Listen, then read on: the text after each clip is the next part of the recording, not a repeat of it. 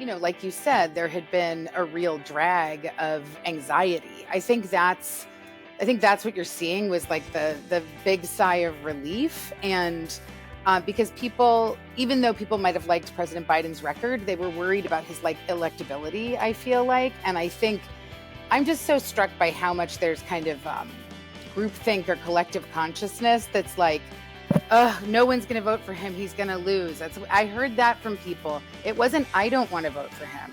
It's my neighbors won't vote for him. Right. And so I think that's a moment where people, I think, can imagine people voting for Vice President Harris and feel excited about it. So that's one of the reasons I have a lot of confidence.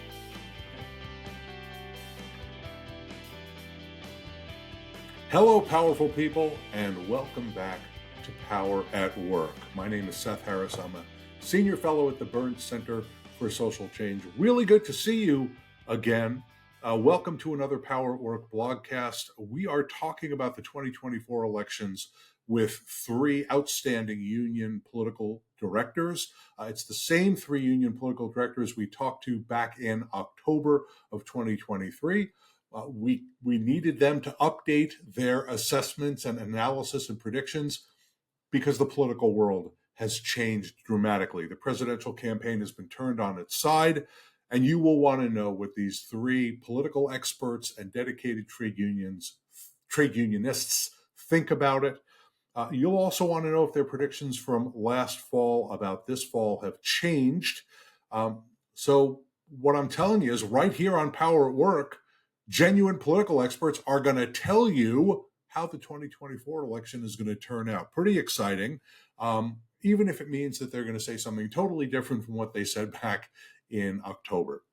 Remember, foolish consistency is the hobgoblin of small minds, and smart consistency is, I don't know what's smart.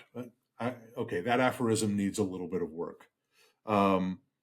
But before we get to our discussion, you should know that Power at Work is a proud member of the Labor Radio Podcast Network. The Labor Radio Podcast Network collects more than 200 labor radio shows and podcasts.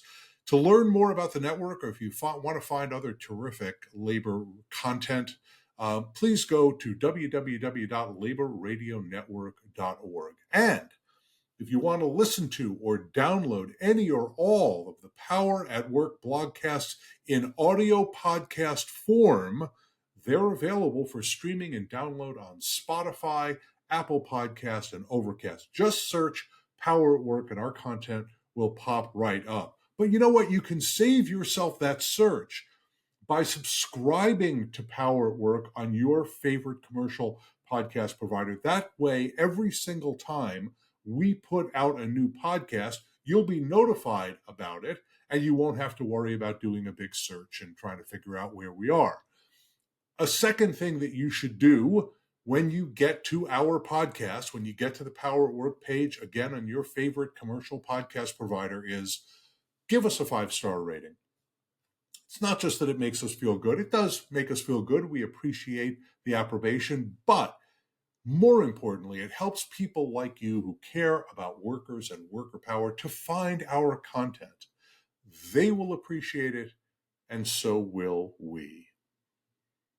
Today, we're talking about the 2024 elections from a worker power perspective, and we've invited back three union political directors and friends of Power at Work. We spoke about this same topic back in October of 2023.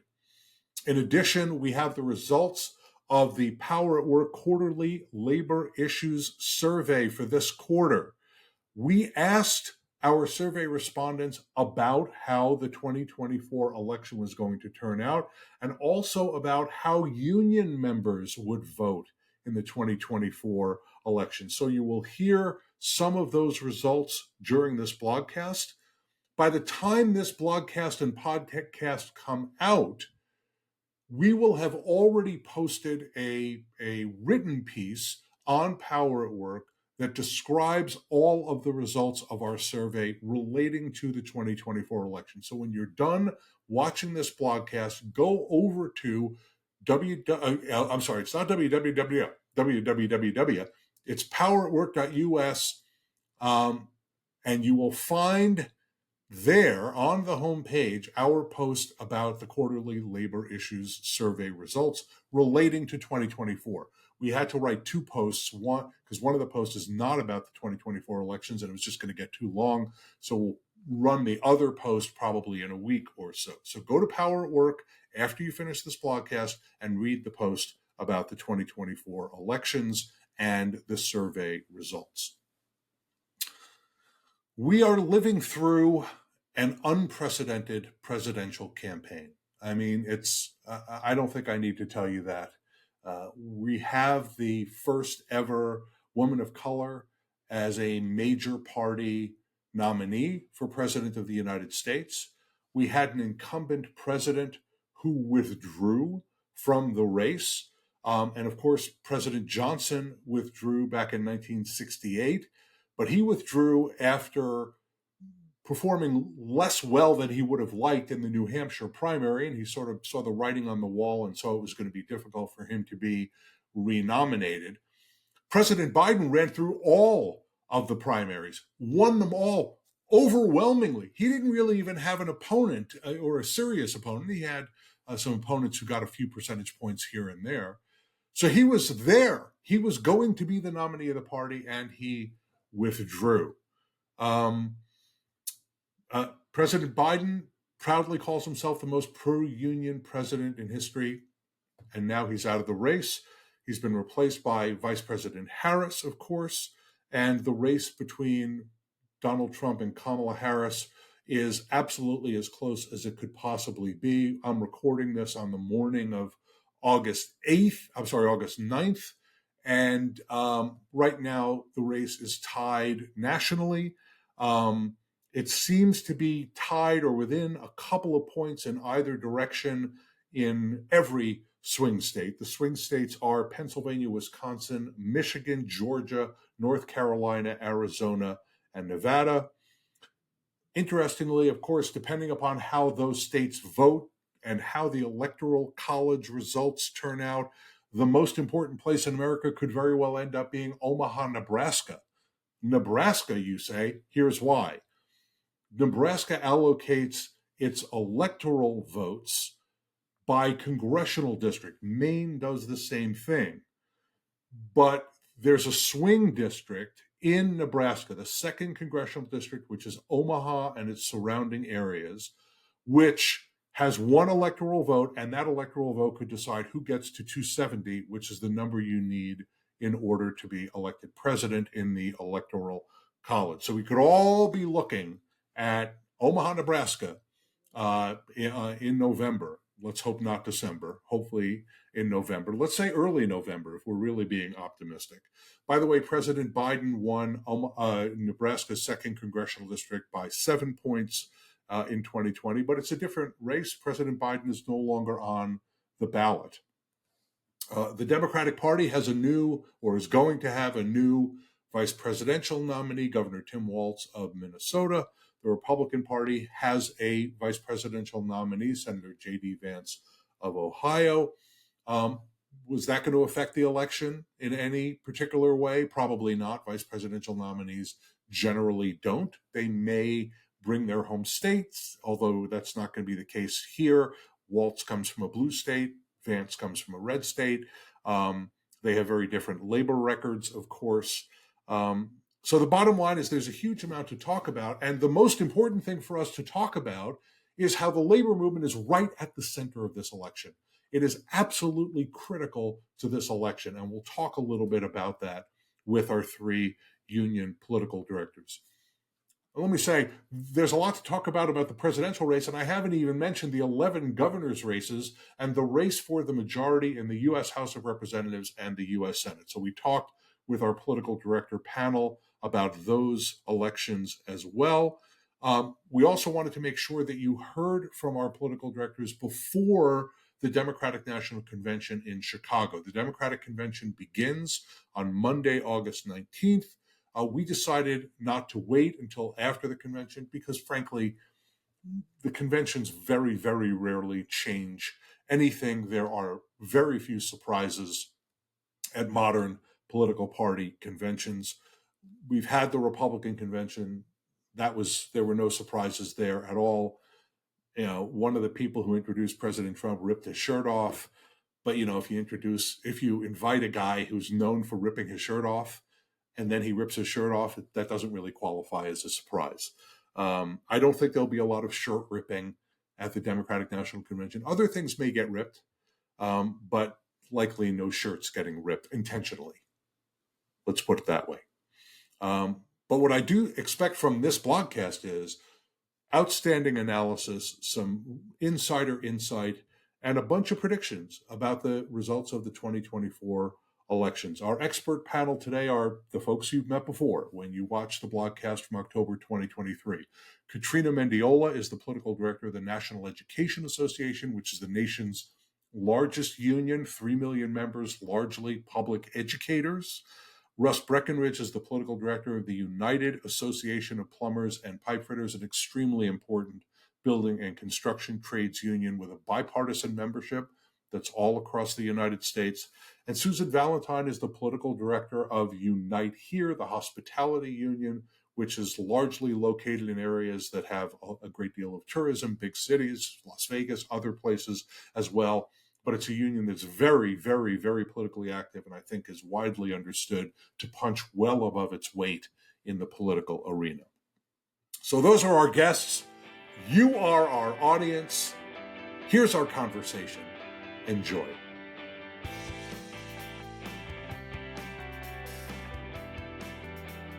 So let me start by admitting that I have a bone to pick with all three of you. You know I love you very much, but I have a bone to pick, and I say that with absolutely no seriousness at all.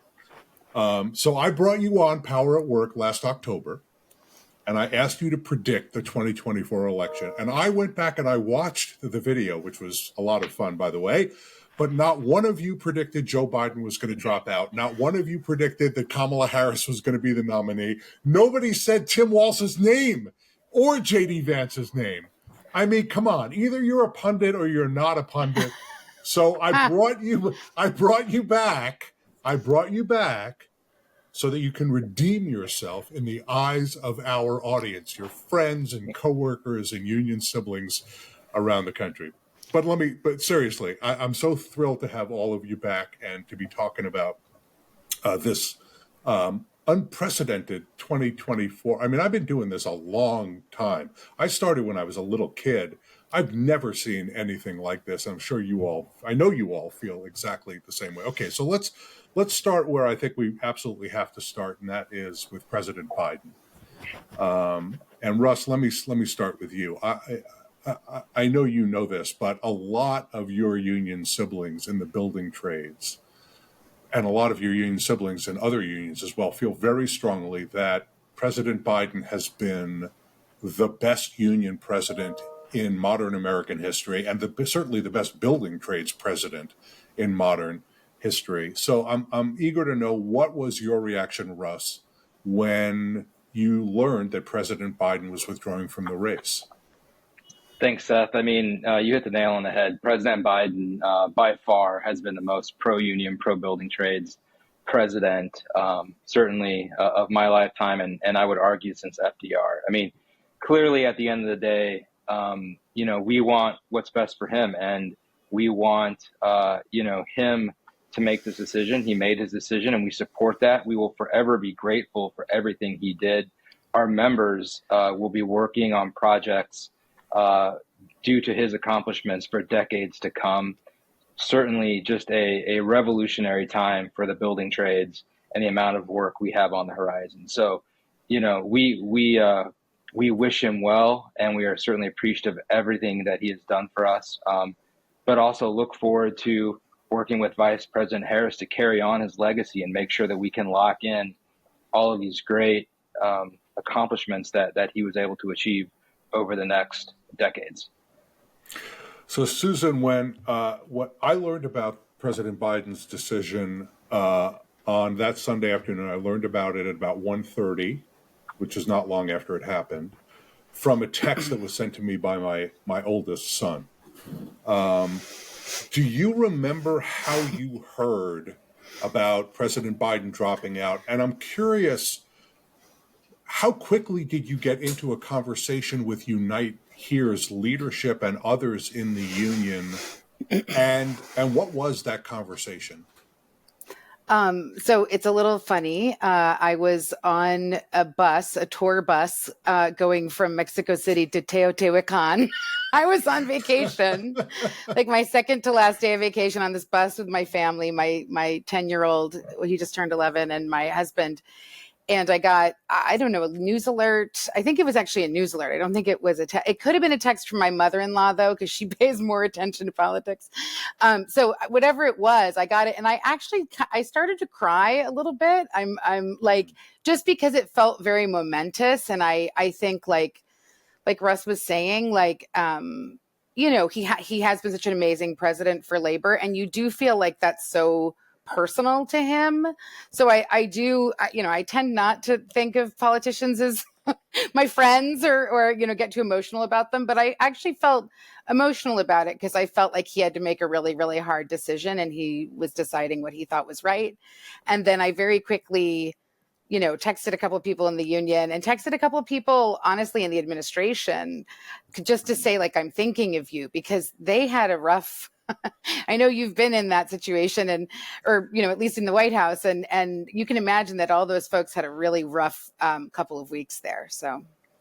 Yeah, I've been talking with some of them, and they absolutely have been on pins and needles, although going to work every day and doing their jobs. That's right. Which is really to their immense credit. So, Katrina, Joe Biden goes to bed every night with a community college professor. The good news is it's his wife.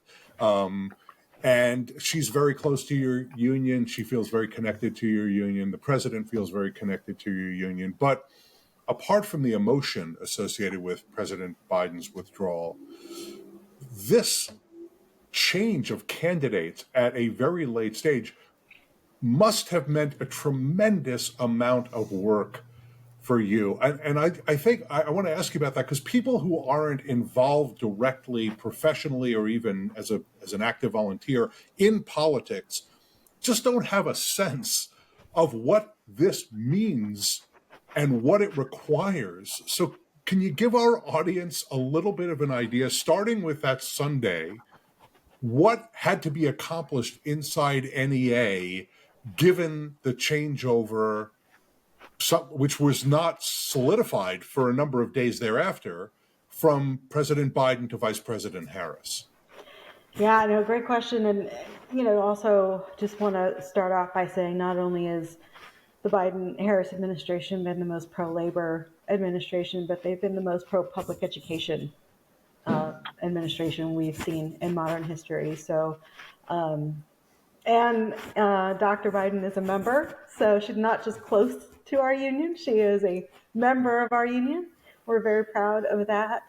But yeah, I mean, the machinations that have to go into place to make something happen, I mean, as we all know and we all experience, it's not like our organizations can just turn on a dime, because we're member-led and we're member-governed. And so there are bylaws and there are processes that we have to abide by. And so, you can imagine, we have to go through the several step process just to re-endorse a new candidate, something that our bylaws, weren't necessarily clearly laid out the exact path, but we were able to figure that out with governance and with our legal counsel, a way to do it that absolutely respected, the important role of the governance and the members who get to make that decision.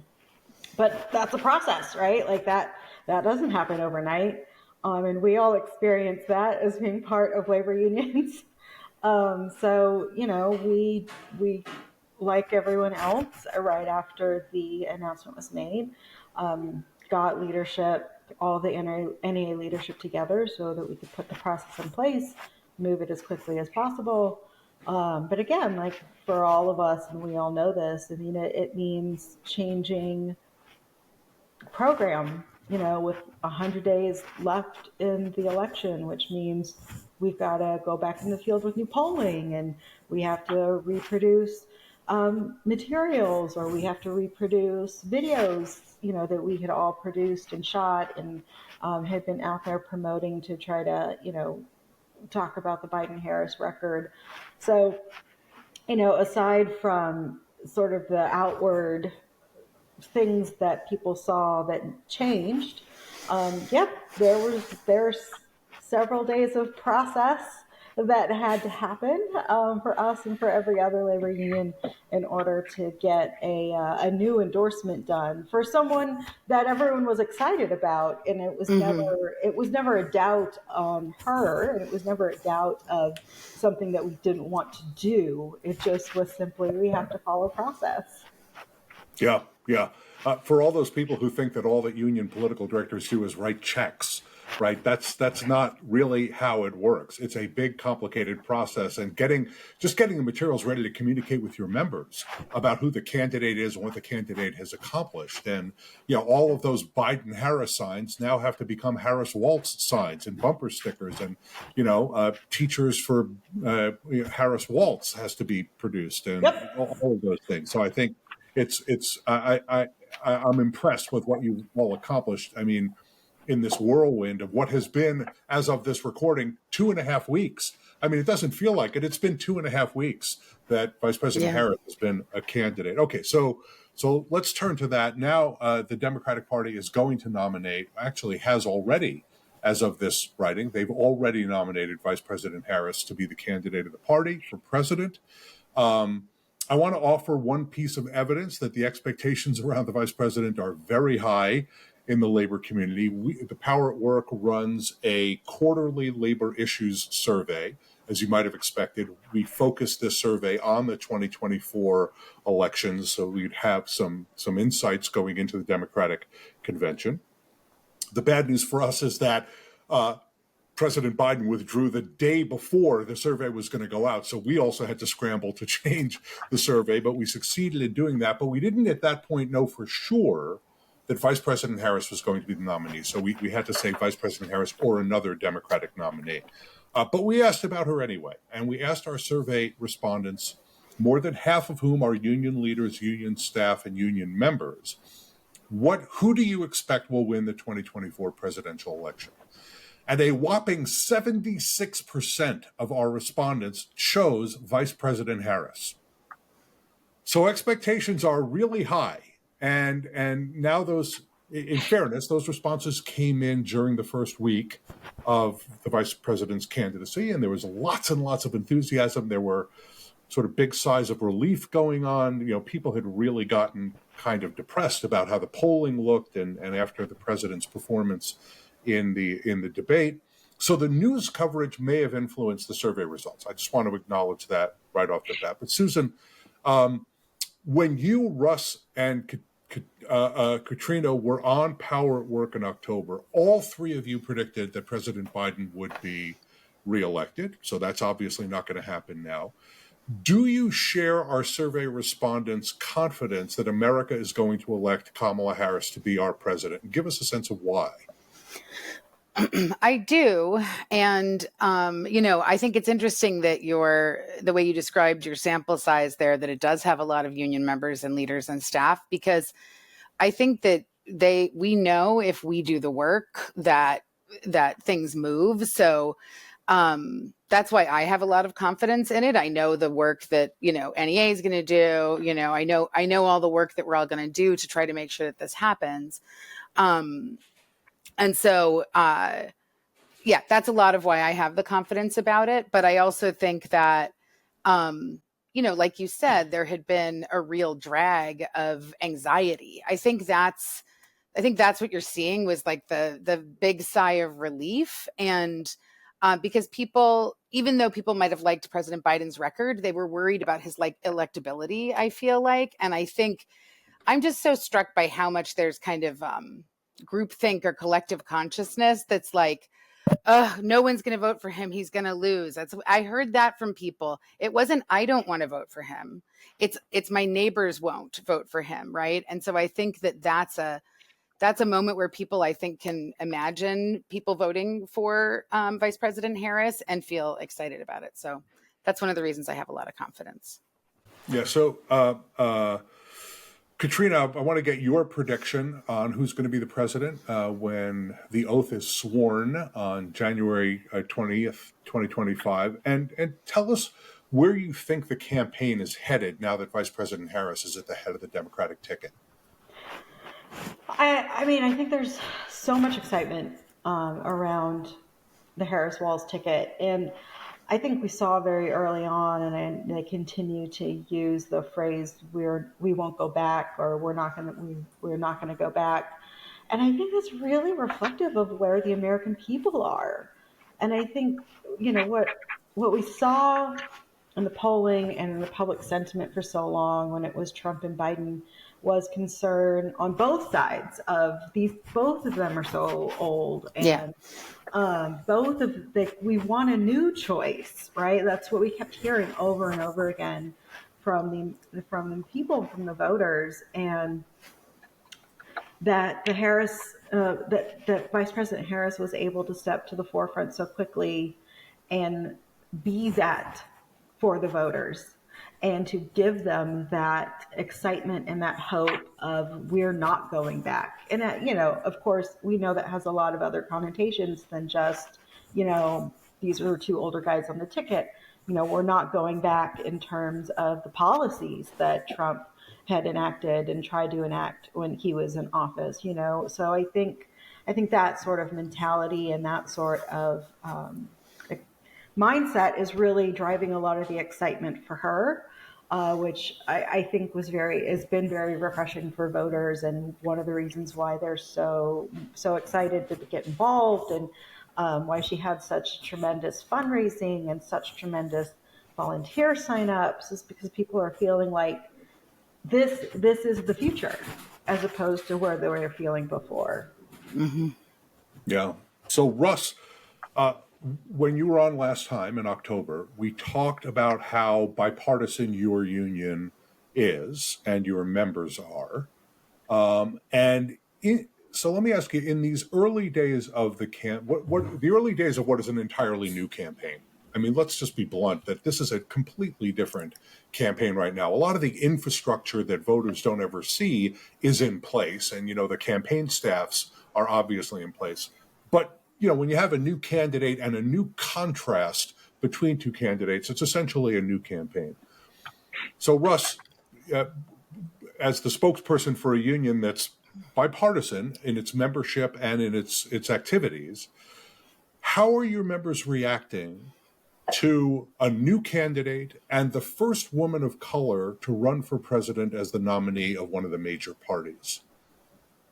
Thanks, Seth. I mean, listen, I got to tell you that the excitement among our members is extremely high. I've been pleasantly surprised by the amount of outreach that we have gotten from, our rank and file members who want to get involved. Yes, it's true. We work with both parties. We will work with any candidate, any elected official who supports our issues.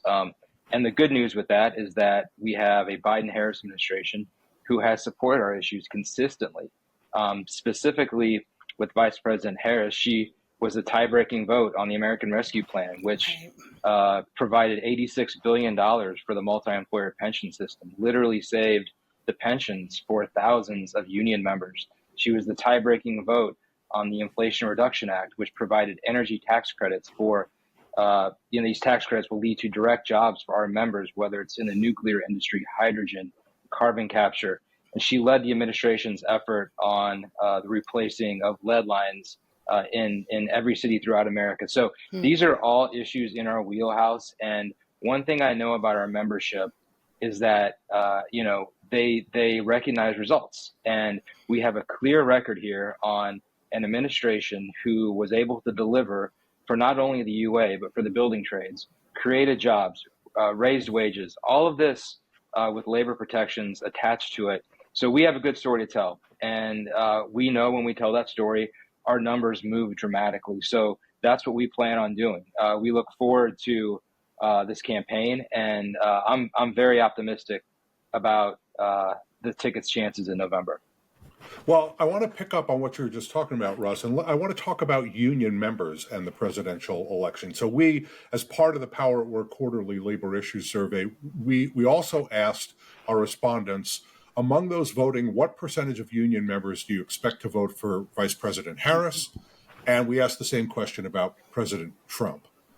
61% of our respondents said union members would vote for Vice President Harris at a rate of between 50 and 70%. So the large majority of people put the Harris vote among union members at between 50 and 70%.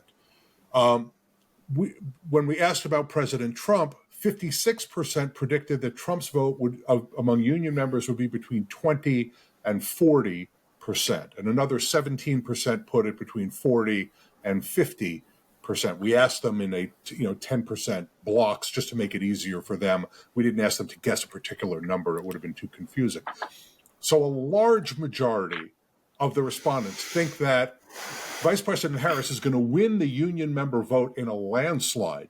President Biden, when he ran in 2020, got the votes of 56%, according to exit polls, got the votes of 56% of people from union households, which was 6% higher than people from non-union households. So he did very well among union members and union member families.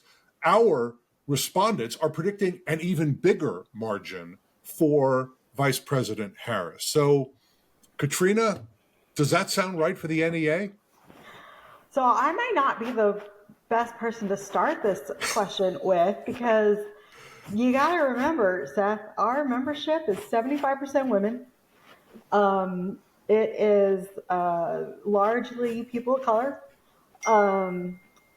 90% of our members vote, and about 70+% of them vote for the recommended candidate we ask them to vote for. So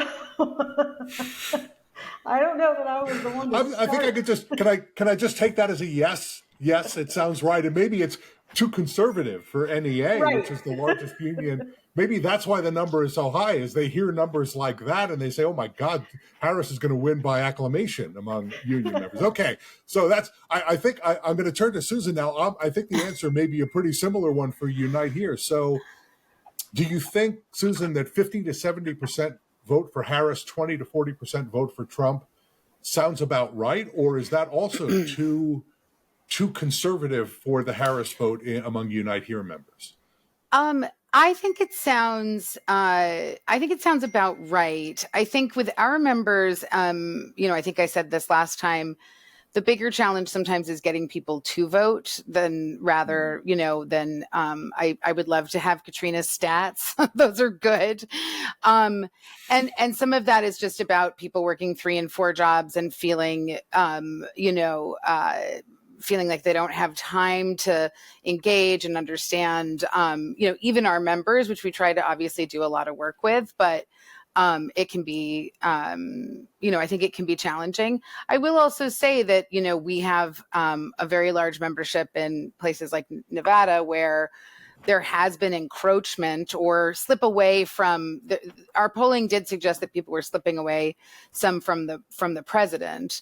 And I don't think we have the new data to understand how that's going to play with, Vice President Harris. But I think that similarly to Katrina, we are women and people of color. And so I think that our members who vote are going to be very likely to vote. So I'd say it's about right where your folks have put it.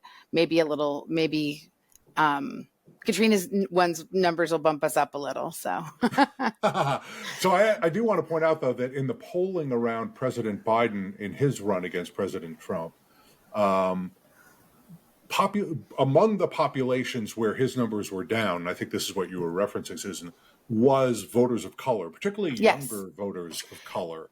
And that gap was a big part of the reason why President Biden was trailing President Trump. That's right. And it became an even bigger problem after his debate performance, when folks really worried about him and they really worried about his ability to carry on. So your members, if your members are coming home to the Democratic Party because of the switch from President Biden to President Harris, then we may see that kind of sort of positive bump and get into the 100% 70% range.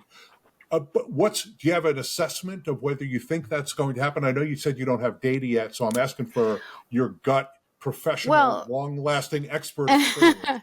well, I'll tell you that we were already knocking doors, and we were already knocking doors in Philadelphia, for example, before this switch, right? We were kind of in our early stages of talking to people. This is general public, and I know that our canvassers there's a number of them that got unbelievably excited when this switch happened, and Vice President Harris just spoke at our convention in June. Like she spent a bunch of time when she was campaigning back in 2020 coming to our union.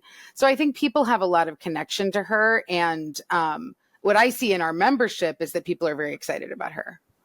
Yeah, that's interesting. Okay, Russ, so plumbers and pipe fitters, you and I have talked about this a little bit privately, but I haven't put you on the spot around numbers. So our respondents are saying 50 to 70% for Harris, 20 to 40% for Trump. Maybe some percentage think it'll be a little higher, but not over 50. The overwhelming majority think he will not get over 50. Is that your sense? And you don't have to be specific about your union, sort of generally among unions, among the building trades unions. What's your sense of how this vote is going to turn out? Is it going to look like Biden 2020? Or do you think it could be even bigger than that this time?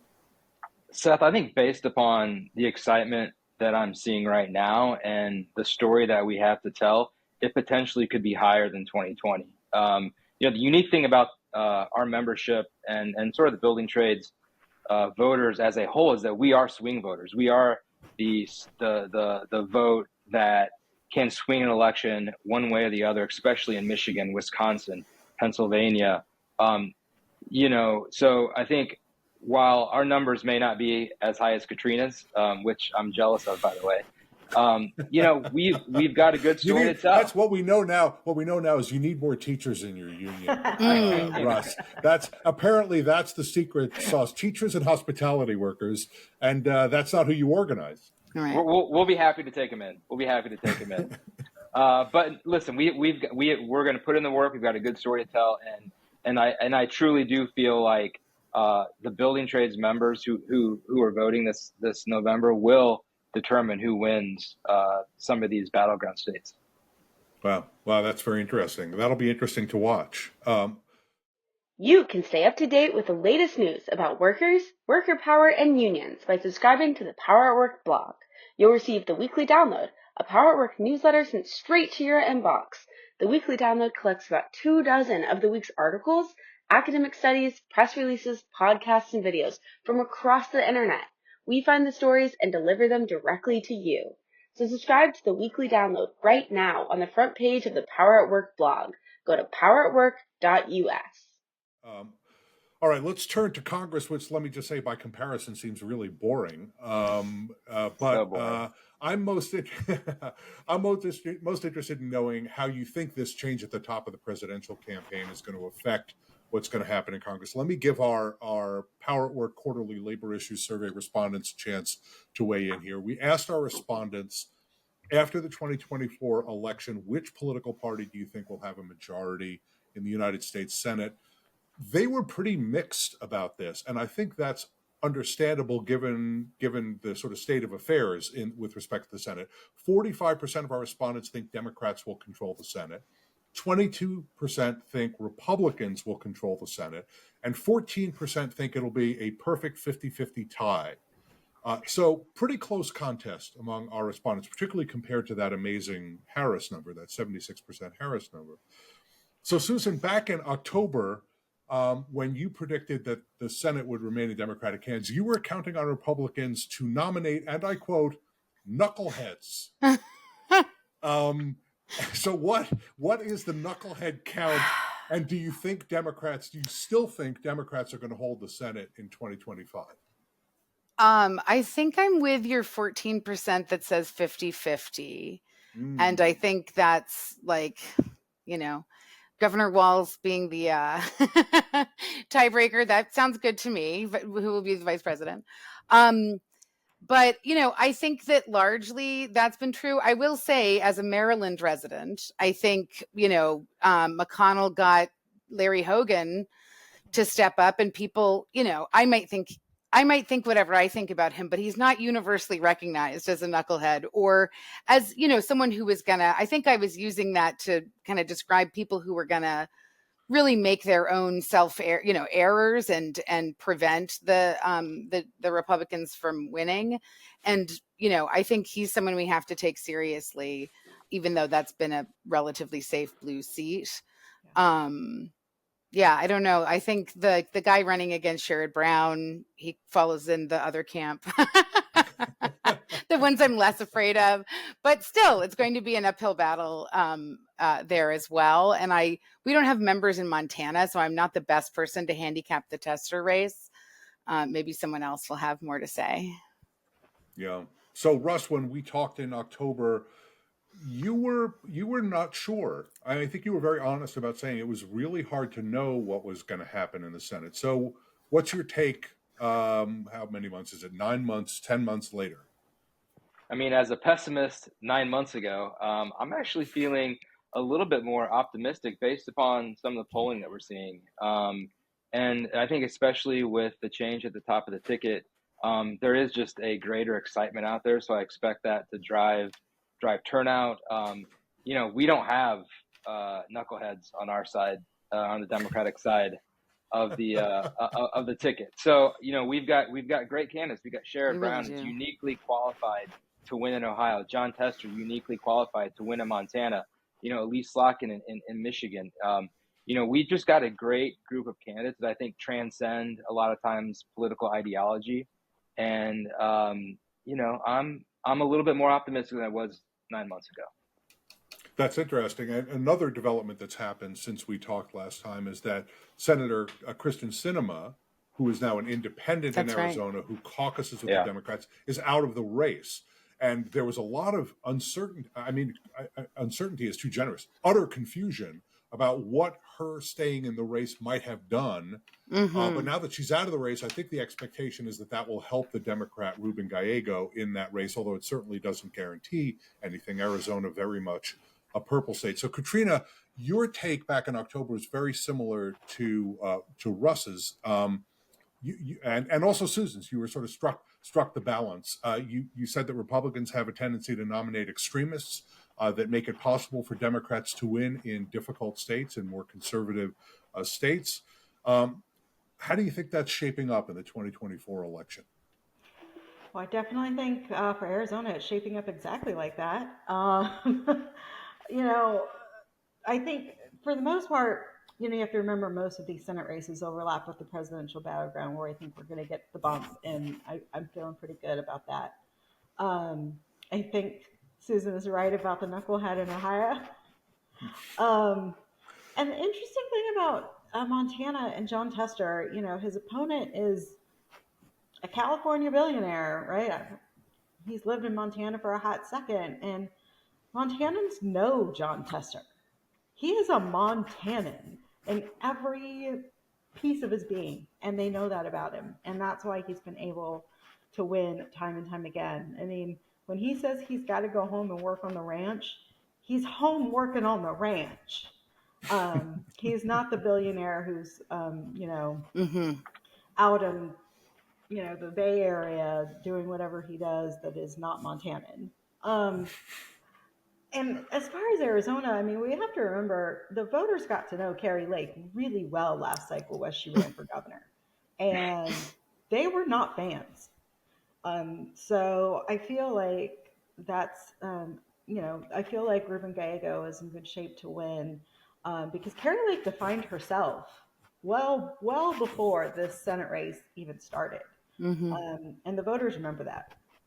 Yeah, I think that's right. Just to your point about there being overlap between the presidential swing states and Senate races, that's true in Pennsylvania, it's true in Michigan, it's true in Wisconsin, although that's not a very close Senate race, and it's true in both Arizona and Nevada.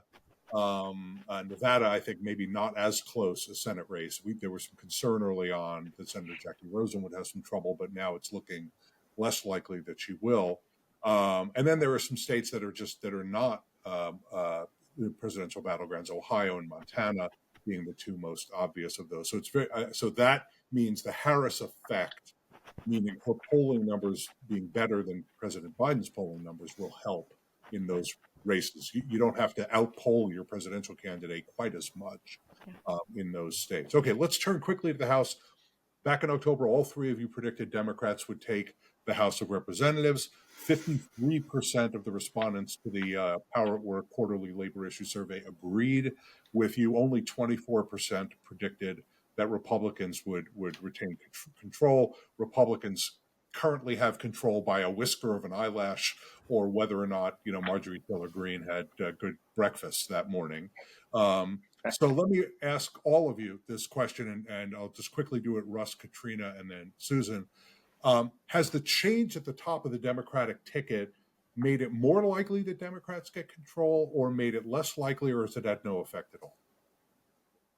I mean, I'll just give you a real simple answer. This isn't rocket science. There's more excitement at the top of the ticket that's going to trickle down to House races, and I think absolutely it makes it more likely. Yeah. And Katrina, what do you think, particularly in those frontline districts where you have Republicans representing districts that voted for President Biden, you have Democrats representing districts that voted for President Trump? Does that make it more likely that the Democrats will get a larger percentage of those? I do. I mean, I think, again, much like Russ just said, the excitement at the top of the ticket, I think, is going to really change the dynamics down ballot. I think we're going to see a lot of excitement. I think there's a significant, I'm going to keep using Susan's word, there's a significant knucklehead factor that we see over and over again that is going to work in our favor as we start to get these results from these primaries back. I really think we're in good shape to have maybe not a large majority, but enough majority to govern. Yeah, that's I'm going to use the word problematic component of the Republican caucus has put a lot of Republican candidates in a difficult place. They made them vote for very, very difficult things that they didn't want to vote for. There has been chaos at the top of the Republican caucus for most of this term of Congress. I remember back when we talked in October, I said that you shouldn't be able to run for Congress as a Republican unless you could name the Speaker of the House of Representatives. I think most of them could probably do it now, but I'm not convinced that all of them could name Mike Johnson right now. So, Susan, what do you think? House and Democrats, House and Republicans, who gets control? Yeah, I agree with both Russ and Katrina. I think also, the races that are on my mind that we didn't win in 22 that we should win now there's a number of them in New York and California. And I feel like the excitement of coming out and voting for the first Black woman on a ticket, like there's things that when you're not in a swing state, like how do you get driven to the polls in the same way? And so I think the bump that'll happen in those places because of the new ticket, like could also help. Right. And California's her home state.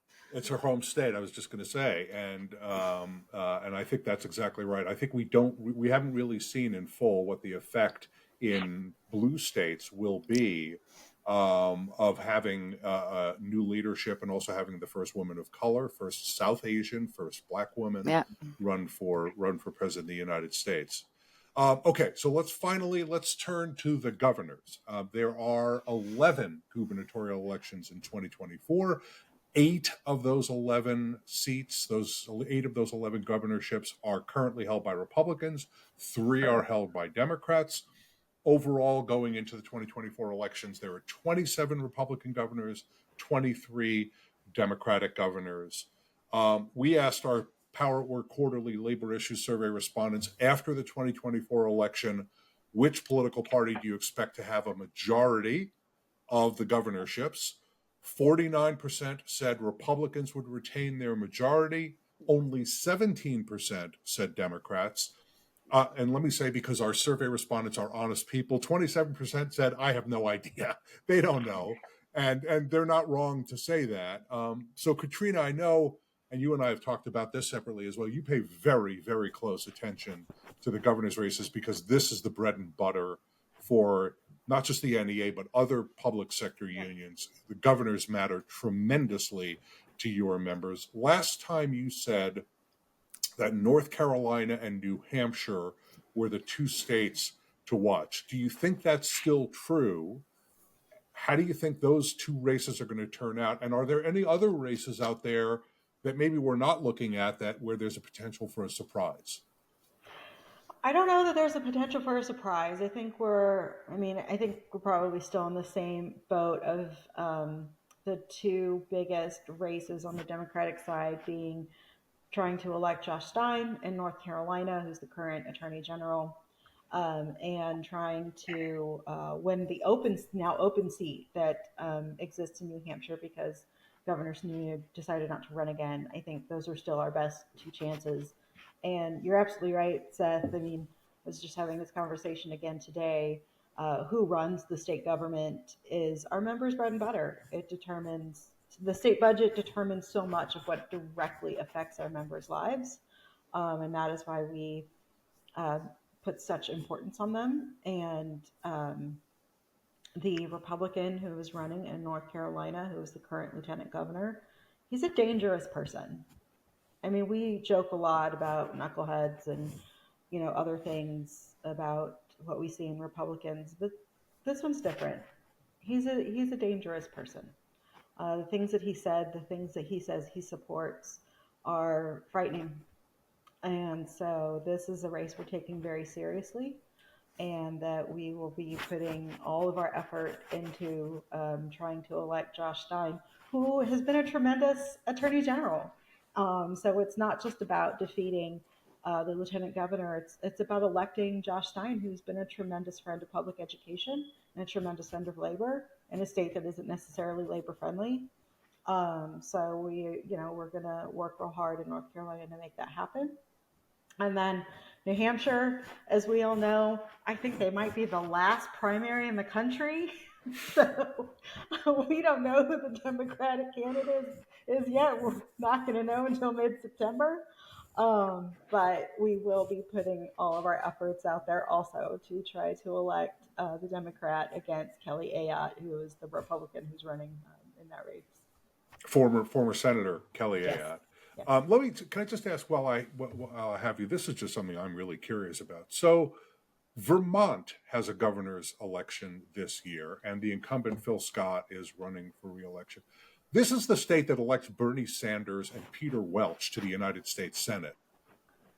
But everything I see suggests that the gubernatorial election is not competitive in Vermont. This is why I bring experts on. Can anyone explain to me why that's true? I mean, this is the home of Ben and Jerry's, for goodness sakes. It is that Northeast sort of independent sensibility, I think. Maine's had some weird ups and downs in their history, and there is an independent Northeast streak in those voters, and they look at individuals as individuals and make decisions. Yeah. The only other race that's maybe worth looking at is Washington State, although it looks like the Democrats will retain Washington State. It's going fairly well there. I do want to emphasize your point about the critical role that governors play. So we've recorded a blogcast that we haven't published yet. We will publish it very soon, looking at what has happened in Florida with respect to public sector unions under the leadership of Governor Ron DeSantis. And the assault from the state government on public sector unions aimed primarily at teachers' unions is really a disgrace. And so we went into it in great detail and talked about how the unions have responded. We met with the president of the Florida Education Association and also the president of a very large AFSCME local in the state to talk about that assault. And it's really only because of Governor DeSantis that public sector unions are in the crosshairs in Florida. There have been Republican governors before, most famously Jeb Bush, but Rick Scott was a Republican governor of Florida. This is the first time there's been a real effort to destroy public sector unions in the state. So I just wanted to emphasize your point. So, Russ, governors matter a tremendous amount to the UA as well. Infrastructure spending, climate change legislation, other kinds of things. Does your take differ from Katrina's on any of the races that we've already talked about? And are there other races that we should be focusing on? No, I mean, this is sort of an off year election for governors. There's not too many that are contested exactly as Katrina said. I think the interesting thing about governors, that's sort of been on my mind lately is how many of our existing governors were in the vice presidential sweepstakes sort of conversation. Truly, obviously Governor Walz was a tremendous pick, a great union supporter. We look forward to supporting him, but we also had Josh Shapiro, J.B. Pritzker, all of these governors that were in the conversation. There's a reason for that. They're delivering for our members, they're delivering for the labor movement. And that really is, I think, the Democratic Party's farm team when it comes to sort of that next up, if you will. So it's important that we elect pro-labor governors. It's important that we, build those relationships in the states because one day you never know where they're going to end up. Yeah, I think that's very important. On the list of potential vice presidential candidates, there was one senator, there was arguably one cabinet secretary. I'm not really fully sure that was on the short list, that he was on the short list. And there were at least 4 governors being talked about. All of them or almost all of them in swing states or swing state adjacent states who have very strong labor records, extremely strong labor records. So Susan, when I know Unite Here doesn't play a huge role in gubernatorial elections, but you do participate, particularly when you're doing what's called for our audience's sake, a coordinated campaign. So when you're interacting with gubernatorial candidates, do you have in mind what Russ was just talking about, that not only are they going to matter in their state, but they could also matter down the line? Yeah. No, I think that I think I probably said this last time that, because we don't have much in the way of public sector workers, it's not our bread and butter, like Katrina described, to be in the States, and we don't, mostly get to work on infrastructure projects. That said, I think in the last couple of weeks, as the Veep stakes were happening, I'm like, I don't really know these guys, and sometimes we do because someone has come up through a county council or and like we do, because we do care a lot about local politics, because that's a lot of where hotel development happens, for example, casino development, that kind of thing. So we kind of, I think we're missing something, honestly, by not being a little bit more in the states, but you can only do what you can do, right? That said, we are doing a smaller scale independent expenditure canvas in North Carolina for, I think the reasons Katrina was laying out about just how extreme that other candidate is, and also how we're trying to grow our organizing program down there, and, getting kind of a bunch of folks who live in the area to go and knock doors and talk to their neighbors and such is like a great way to build up their confidence for doing more organizing in the state. So that's fascinating. Can I say one other thing here, Seth? Go ahead, please. I don't want us to forget that Governor Andy Beshear was on that list as well. Oh, yes, absolutely. I just want to bring it up because I think it's a great demonstration of what people think of traditionally as a Republican state, and a governor who has been pro-labor and pro-public education and has not been shy about it and has not trying to couch his positions in any way. So when we talk about being able to win in places outside of what we traditionally think, I think, that's one of the reasons Governor Beshear was on that list. But also we need to not be sleeping on states that we don't traditionally think of. I think that's an extremely important warning to, or a piece of advice to governors. And that is that even in states where, there are Republicans being elected statewide, you can still be pro-labor and you can win twice. Andy Beshear has won statewide a couple of times in Kentucky, and you can be pro-labor. And let me also add, if you're a Democrat, you're going to get tagged with being a socialist anyway. You might as well be pro-labor. Even if you're not a socialist, you might as well be pro-labor, because they've got that stamp ready for you. They've got the ads already cut. You might as well do the right thing. Yeah. So there you have it. Our pundits, our National Union Political Director pundits have spoken. Now we know how the 2024 election is going to come out. I personally am going to take a vacation out of the country until the middle of November because I just can't stand to watch this anymore. I'm going crazy. But Katrina Mendiola, Susan Valentine, Russ Breckenridge, thank you so much for coming back on Power at Work. And I'm going to issue the same warning I gave you last time.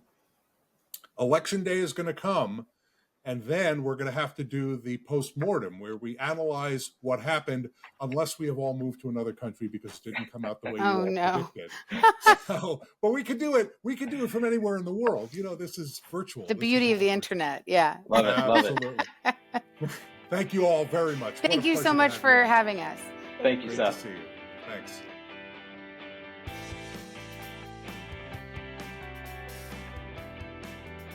Hey, thanks for sticking with us to the very end. I know it was worth it for you because Katrina and Russ and Susan are top-notch political experts and deeply committed trade unionists. But you already know that, not only because you watch this blogcast, but my guess is a lot of you watched the blogcast from October 2023. So thanks for sticking around. I just have a couple of more things to say to you. You can connect with Power at Work in a lot of ways, a lot.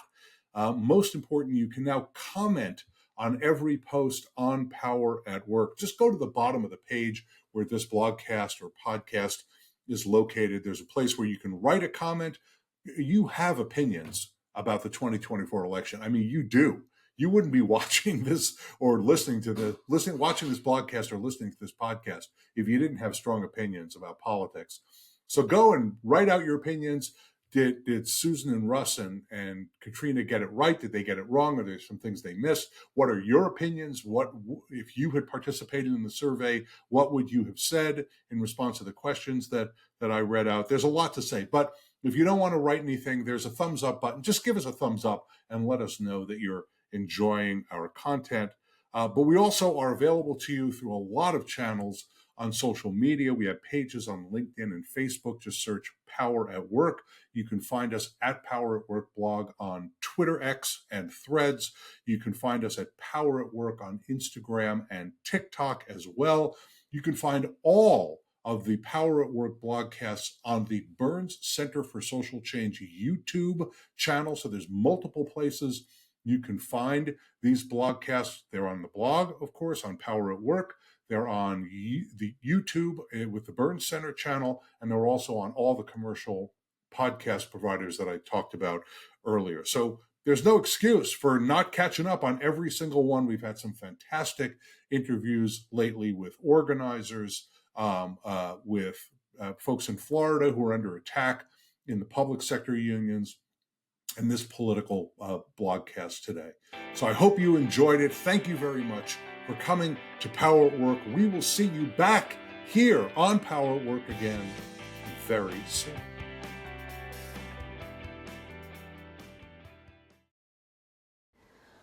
Public professionals, would you like to learn how data, digital innovation, and AI skills can improve your work and help you serve your constituents better? The answer is Innovate US. Innovate US offers no-cost learning on the skills you need to succeed in government in the 21st century. Attend a 1-hour weekly workshop or enroll in a course on AI or human-centered design at your own pace. It's all free to you. Visit innovate-us.org today to learn more and sign up. That's Innovate-US. Visit right now.